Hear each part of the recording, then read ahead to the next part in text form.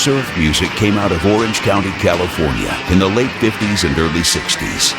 It exploded the radio waves along the California coastline.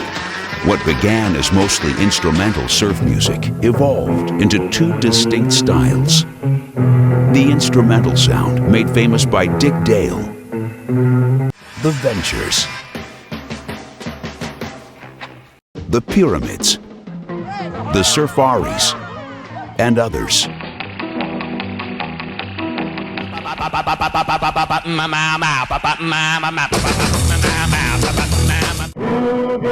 And the vocal group style, made famous by the Beach Boys. If anybody had an ocean across the USA. The most notable thing to come out of the movement was the album Surfin' USA, lasting 78 weeks on the charts. With only 3 or 4 chords to master, surf bands popped up from coast to coast. One of them, a group of 12 to 14-year-olds out of LA. These kids loved surfing, girls, the beach, but music's what brought them together. Rehearsing and performing was the only thing on their minds. Showbiz was in their blood. They lived it and breathed it. They are the New Dimensions. The surf fairs, the original one started here in Santa Monica at the Santa Monica Surf Fair. And that's where we first started. That's when we played with the Beach Boys when they were just coming out, I think with Little Surfer. USA, just Surfing USA. We were always trying to catch up because everybody was older. When we opened for the Beach Boys, I mean, they're 5, 6, 7 years older, 8 years older. They're better. Just, you know, they've been doing it long. I remember Michael Lloyd, by the way, who was in the New Dimension group. I remember him, but I remember him the Good Vibrations recording session in 1966. That's where I remember him. He was a very young guy at the time, but even younger in 62 when he reminded me that they performed or they were an opening act some of our local shows back in the day. From Malibu to Makaha, convertible tops were down and surf music was in the air. Everyone thought it'd last forever. But like most movements, it was short-lived and all but disappeared by the mid-60s, when the British invasion hit America. Surf music was out, and for bands like the New Dimensions, after only 4 albums, bad contracts, and new musical interest, they disbanded. But their friendship held strong. Jeremiah was a bullfrog, was a good friend of mine. Yeah, Jimmy was the real deal. Freaking genius, Jimmy, that's all I can tell you. Jimmy was in my view, and I've been around a lot of them, was the best rock and roll keyboard player in the world. Yep. He had a love and respect for the music. One Friday night, Jimmy came to us after the gig and said, "I'm leaving." And I just came to them at rehearsal and said, "Guys, I'm quitting. I'm going with this new group."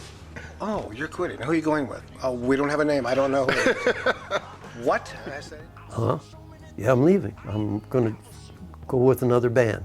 And it turns out Michael had introduced Danny Hutton to Jimmy. And by the way, if you listen to Three Dog Night records, they're all keyboard based. Mama Told Me Not to Come, Joy to the World. It's all this keyboard stuff. Oh my gosh, it's all Jimmy. He was a wizard on keyboard, and I thought he was just a wizard in quick wit. You know, Jimmy was a trailblazer. He really was. And right up to the end. Right up to the end. Like Danny, as we referred to as the curmudgeon, but affectionately. Michael I would refer to as the sage, because he's so proficient on various instruments and proficient in the knowledge of recording and producing. He's the sage. I don't make Michael Lloyd records. I make Barry Manilow records. I make Bellamy Brothers records, Sean Cassidy, Bill Medley, Sammy Davis, the Monkees. I make those records. That chameleon kind of thing has always been uncomfortable for a lot of people because they really don't know exactly what it is that I'm into particularly. Maybe I'm just into surf music. Some developed a new sound with other popular bands.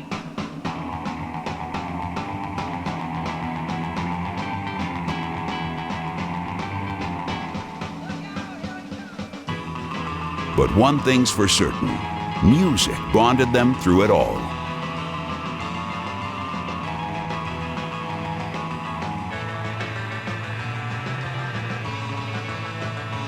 They are the New Dimensions, not your average surf band.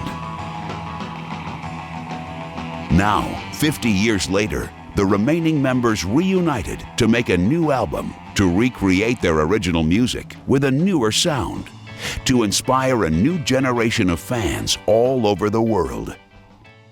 After about 50 years not being together as a band, one day I was sitting there, and Danny always tells me I have too much time on my hands. I thought, wouldn't it be great, basically reenact our roots musically, and in a modern day fashion where the quality of the recording was as good as it could be, but retaining the flavor of the original recordings. I still, that fire is still burning, even though we're kind of old guys now. We still got it, and we're still able to do it. So that's what we're pursuing. They are the New Dimensions. Michael Lloyd, leave us alone. We're doing the interview right now. I will. Okay. So try to have a personality.